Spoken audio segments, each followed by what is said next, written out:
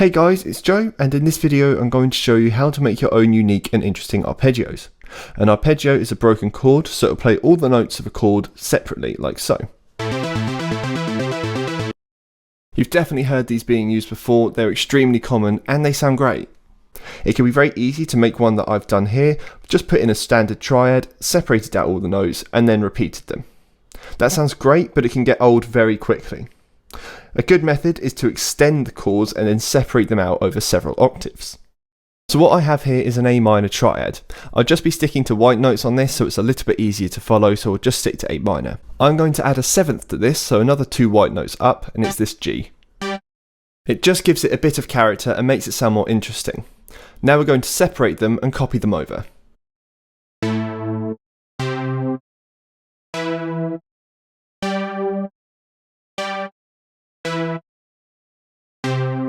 And now we'll copy them over.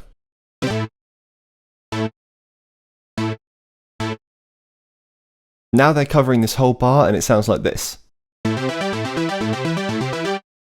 If you're using a full 4-bar chord sequence, I'd recommend putting that in now, putting all the notes in and adjusting them for the right chord, otherwise it's a bit hard to change later. I'm just going to go ahead and do that quickly now.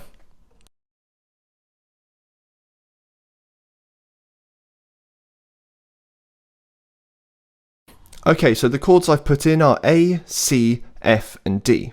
Now normally these chords would be inversions, so these low notes would be an octave higher, so they're all somewhat in the same range, but it works quite nicely leaving them where they are, and we may well be moving them later anyway. This is what it now sounds like.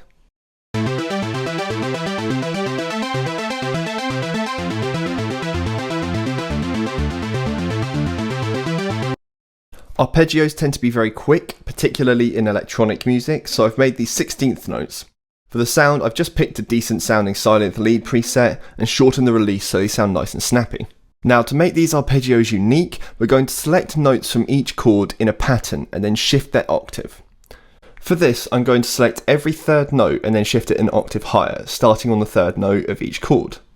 So we'll just do that for the first bar. We'll select the third note, then go 3 more, then again, then another 3, and then one last time, and then shift them an octave higher. Now, having done that, it's a little bit harder to track where everything is, but we want to do is the same thing again, just choosing a different number pattern, and then move those notes an octave lower instead.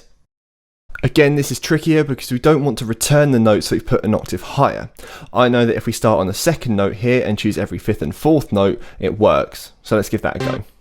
As I said, it's a little bit harder to track, so I won't count the notes, I'm just going to count the measures here. So I'm going to go along 5, then 4, and find my notes along the way. So 1, 2, 3, 4, 5, 1, 2, 3, 4, 1, 2, 3, 4, 5, and then shift them an octave down. So this is what it now looks like, and we want to do that on every bar using the same pattern on each, starting on the same note every time.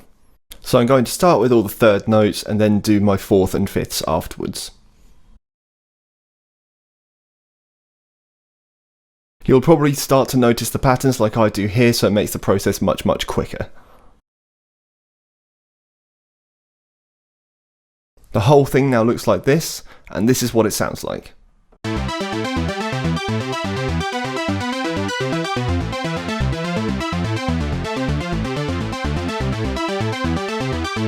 So it's now really busy, really quick and hectic. It definitely sounds more interesting though. Go in and tweak things as you deem necessary and really try and experiment with it. We cover a lot more range with this as well. We're going from the bottoms of C2 up to C4. Now we can make this sound much bigger and spacier by adding a bit of delay and then some reverb as well. I like using stereo delay as it can make things sound really wide, but make sure you use a quick delay as the notes themselves are very fast. If you don't, it will create some nasty overlapping harmonies. So we're going to come in and change the left to 30-second dotted, and then change the right to 1/8 triplets so they're different and create some interesting rhythms. And also drop the feedback down quite a bit so it's not so constant. And then you can just put a standard reverb on. I've got one on a bus already set up here, and we'll just start sending it.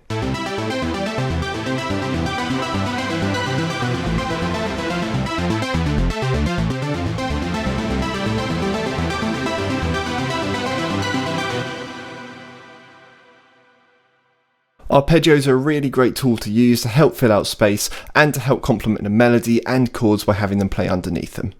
I hope you found this video useful, and if you have any questions, please leave a comment or contact me via my website. Thanks a lot for watching. Cheers.